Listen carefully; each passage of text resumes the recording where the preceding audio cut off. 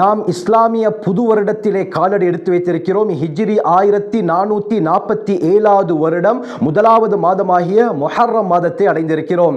இந்த ஹிஜ்ரி கேலண்டர் உருவாக்கப்பட்டது எப்படி, எதன் காரணமாக உருவாக்கப்பட்டது, யாருடைய காலத்திலே உருவாக்கப்பட்டது, எந்த நிகழ்வை முன்வைத்து இந்த ஹிஜ்ரி கேலண்டர் உருவாக்கப்பட்டது என்ற எல்லா விடயத்தையும் தெளிவாக இந்த பதிவிலே பார்ப்போம். அல்ஹம்துலில்லாஹி ரப்பில் ஆலமீன் அஸ்ஸலாத்து வஸ்ஸலாமு அலா ரசூலில்லாஹி அம்மா பஅத். கண்ணியத்திற்குரிய இறைவனின் நல்லடியார்களே, அல்லாஹ்வின் சாந்தியும் சமாதானமும் என்றென்றும் நம் அனைவர் மீதும் உண்டாவதாக. ஹிஜ்ரி 1447வது வருடத்தின் முதலாவது மாதமாகிய முஹர்ரம் மாதத்தை நாங்கள் அடைந்திருக்கிறோம். அதிகமானவர்கள் என்ன நினைத்துக் கொண்டிருக்கிறார்கள் என்றால், இந்த ஹிஜ்ரி கேலண்டர் உருவாக்கப்பட்டது முஹம்மது ஸல்லல்லாஹு அலைஹி வஸல்லம் அவர்கள் பிறந்த வருடத்தை கணிப்பிட்டு தான், இதை முன்வைத்து தான் இந்த ஹிஜ்ரி கேலண்டர் உருவாக்கப்பட்டது என்று கூறுகிறார்கள். ஆனால் அருமையானவர்களே, உண்மையான விடயம் என்ன, எந்த நிகழ்வை வைத்து எந்த காலத்திலே யார் இந்த ஹிஜ்ரி கேலண்டரை உருவாக்கினார்கள் என்பதை நாங்கள் தெளிவாக பார்ப்போம். அருமையானவர்களே, அல் பிதாயா வன்னிஹாயாவுல இமாம் இப்னு கஸீர் ரஹ்மத்துல்லாஹி அலைஹி அவர்கள் தெளிவாக குறிப்பிடுறாங்க. இமாம் வாக்கிதி ரஹ்மத்துல்லாஹி அலைஹி சொல்றாங்க, உமர் பின் கத்தாப் ரலியல்லாஹு அன்ஹு அவர்களுடைய ஆட்சி காலத்திலே ஒரு மனிதர் இன்னொருவரிடத்திலே கடன் எடுத்திருந்தார். அந்த கடனை எடுத்தவர் ஒரு பத்திரத்திலே, இன்ஷா அல்லாஹ் இந்த கடனை நான் ஷஅபான் மாதத்திலே திருப்பி தருகிறேன் என்று எழுதியிருந்தார். ஆனால் எந்த வருடம், இந்த வருடமா அல்லது வரக்கூடிய வருடமா என்பதை அவர் குறிப்பிடவில்லை. பிறகு கடனை கொடுத்தவர் அந்த பத்திரத்தை பார்க்கும் பொழுது ஷஅபான் என்று இருந்தது. இது எந்த ஷஅபான், இந்த ஷஅபானா அல்லது வரக்கூடிய ஷஅபானா என்று தெரியாமல் அவர் குழம்பி போயிருந்தார். இந்த பஞ்சாயத்து பெரிதாக மாறி உமர் பின் கத்தாப் ரலியல்லாஹு அன்ஹு அவர்கள் வரை வந்தது. இந்த கடிதத்தை எடுத்து உமர் பின் கத்தாப் ரலியல்லாஹு அன்ஹு அவர்கள் வாசித்து பார்க்கிறார்கள். மொட்டையாக ஷஅபான் என்ற மாதம் மட்டும் தான் குறிப்பிடப்பட்டிருந்தது. உடனே உமர் ரலியல்லாஹு அன்ஹு அவர்கள், ஐயு ஷஅபான், இது எந்த ஷஅபானை குறிக்கிறது, அமில்லதி கப்லஹா, முன்னால் சென்ற ஷஅபானையா, அமில்லதி பஅதஹா, அல்லது அடுத்து வரக்கூடிய ஷஅபானையா, அல்லது அமின் ஹாதிஹி சனா, இந்த வருடத்துடைய ஷஅபானா, ஒன்றுமே குறிப்பிடப்படவில்லையே என்று உமர் பின் கத்தாப் ரலியல்லாஹு அன்ஹு அவர்கள் சொல்லிவிட்டு மக்களை ஒன்று திரட்டி, இப்படித்தான் இதற்கு ஏதாவது ஒரு முடிவை நாங்கள் எடுக்க வேண்டும். இப்படி மக்கள் கடன் கொடுக்கும் பொழுது சரியாக கடனை எந்த வருடம் திருப்பி தர வேண்டும் என்பதையும் மக்கள் அறிந்து கொள்ள வேண்டும். இதற்கு ஏதாவது ஒரு முடிவை நாங்கள் எடுப்போம், இஸ்லாமிய கேலண்டரை நாங்கள் உருவாக்குவோம், இதற்கு நீங்கள் தான் மஷூரா செய்ய வேண்டும் என்று உயர்மட்ட ஆலோசனை சபையை உமர் பின் கத்தாப் ரலியல்லாஹு அன்ஹு அவர்கள் கூட்டுகிறார்கள்.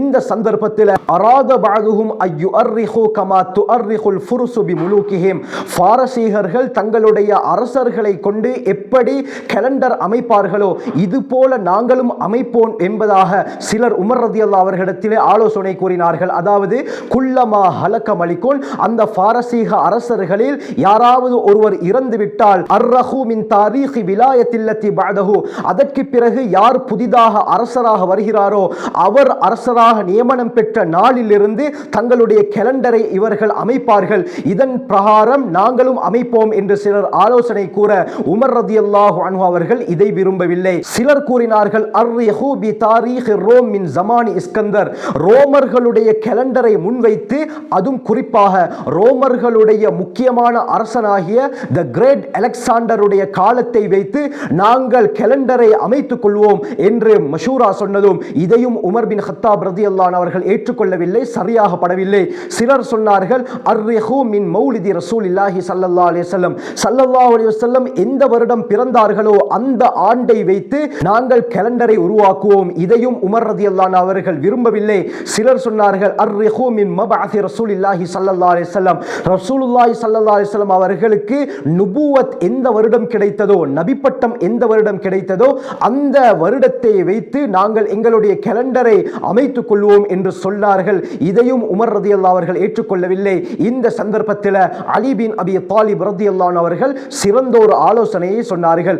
ரசூலுல்லாஹி ஸல்லல்லாஹு அலைஹி வஸல்லம் அவர்கள் பிறந்த ஆண்டை விட, அவர்களுக்கு நபிப்பட்டம் கிடைத்த ஆண்டை விட மிக சிறந்த ஒரு நிகழ்வை வைத்து நாங்கள் எங்களுடைய நாட்காட்டியை கேலண்டரை உருவாக்குவோம்.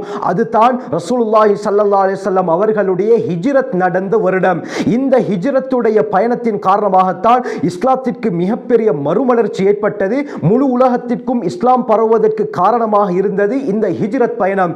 இந்த ஹிஜ்ரத்துடைய பயணம் எல்லாராலும் அறிந்த ஒரு விடயம், எல்லோரும் அறிந்து வைத்திருக்கிறார்கள். ஆகவே இந்த நிகழ்வு எந்த வருடம் நடந்ததோ அந்த வருடத்தை வைத்து முன்வைத்து நாங்கள் எங்களுடைய நாட்காட்டியை கேலண்டரை உருவாக்கினால் நன்றாக இருக்கும் என்ற ஆலோசனை கூற ஃபஸ்தஹ்ஸன ذلك உமர் வ அஸ்ஹாபுஹு, இந்த அலி ரலியல்லாஹு அன்ஹு அவர்களுடைய மஷூராவை உமர் ரலியல்லாஹு அவர்களும் அங்கே இருந்த அந்த கூட்டத்தாரும் சிறந்ததாக கருதினார்கள். பிறகு உமர் ரலியல்லாஹு அவர்கள் அலி ரலியல்லாஹுடைய ஆலோசனை கேட்ப முடிவெடுத்தார்கள். நபி அவர்களுடைய ஹிஜ்ரத் பயணம் எந்த வருடம் நிகழ்ந்ததோ அந்த வருடத்திலிருந்து இந்த ஹிஜ்ரி ஆண்டை நாங்கள் உருவாக்குவோம் என்று முடிவெடுத்தார்கள்.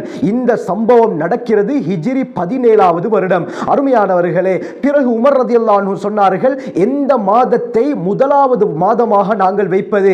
சிலர் சொன்னார்கள், நபி அவர்கள் பிறந்த மாதமான ரபியுல் அவ்வலை முதலாவது மாதமாக வைப்போம். ஆனால் இதை உமர் ரலியல்லாஹு அன்ஹு அவர்கள் ஏற்றுக்கொள்ளவில்லை. உமர் ரலியல்லாஹு அன்ஹு அவர்களே சொன்னார்கள், நாங்கள் முஹர்ரம் மாதத்தை முதலாவது மாதமாக ஆக்கிக் கொள்வோம். காரணம் என்ன? இந்த மாதம் தான் ஜாஹிலியா காலத்திலும் முதலாவது மாதமாக அறியப்பட்டது. அரபியர்களிடத்திலே மாத கணக்கில் முதலாவது மாதமாகவும் இந்த முஹர்ரம் தான் இருக்கிறது. ஆகவே இந்த முஹர்ரமையே முதலாவது மாதமாக நாங்கள் அமைத்துக் கொள்வோம் என்று சொல்லி உமர் பின் கத்தாப் ரலியல்லாஹு அன்ஹு அவர்கள் முடிவெடுக்கிறார்கள். இந்த அடிப்படையில் ஹிஜ்ரி 17வது வருடம் இந்த ஹிஜ்ரி கேலண்டர் உருவாக்கப்பட்டது. இந்த கேலண்டர் உருவாக்கப்பட்டதற்கு பிறகு அந்த கேலண்டரிலே 12 மாதங்கள் சேர்க்கப்பட்டன. அதிலே முதலாவது மாதம் இந்த முஹர்ரமுடைய மாதம். கண்ணியமானவர்களே, இந்த ஹிஜ்ரத்துடைய நிகழ்வு நடந்த வருடத்தை வைத்து தான் இன்று 1447வது வருடமாக கருதப்படுகிறது.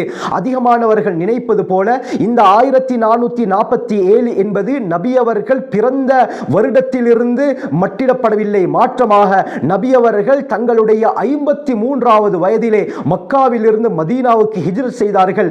இந்த வருடத்தை வைத்து தான் இன்று 1447 வருடங்கள், அதாவது நபி அவர்கள் ஹிஜ்ரத் செய்து 1447 வருடங்கள் ஆகிவிட்டன.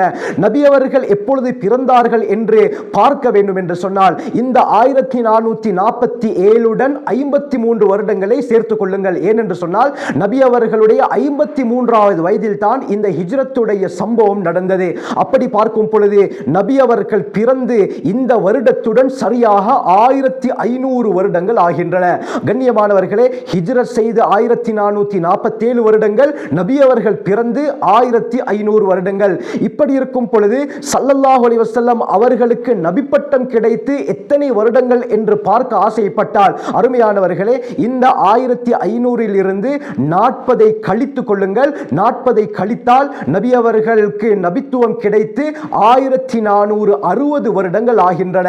ஆகவே கண்ணியமானவர்களே, இதை வைத்து நபி அவர்கள் எப்பொழுது பிறந்தார்கள், எப்பொழுது நபி பட்டம் கிடைத்தது என்ற வருடத்தை சரியாக நாங்கள் கணிப்பிட்டுக் கொள்ளலாம். ஆகவே இந்த ஹிஜ்ரி கேலண்டர் உருவாக்கப்பட்டது நபி அவர்களுடைய பிறப்பை வைத்தோ நபி அவர்களுக்கு நபி பட்டம் கிடைத்ததை வைத்தோ கிடையாது. மாற்றமாக மக்காவிலிருந்து மதீனாவுக்கு ஹிஜ்ரத் செய்த அந்த நிகழ்வு எந்த வருடம் நடந்ததோ அந்த வருடத்தை வைத்து தான் இந்த கேலண்டர் உருவாக்கப்பட்டது. இன்ஷா அல்லாஹ் இன்னொரு பதிவில் இந்த ஹிஜ்ரத் நிகழ்த்திய சாதனை என்ன, நபி அவர்களுடைய ஹிஜ்ரத் பயணம் எப்படி அமைந்தது என்பதை பற்றி தெளிவாக பேசுகிறேன். ஆகவே இந்த வருடத்தை சிறப்புமிக்க வருடமாக, செழிப்பான வருடமாக, நமக்கு சார்பான வருடமாக, அதிகம் அமல் இபாதத் செய்யக்கூடிய சந்தர்ப்பம் உள்ள வருடமாக அல்லாஹ் நமக்கு ஆக்கி அருள்வானாக.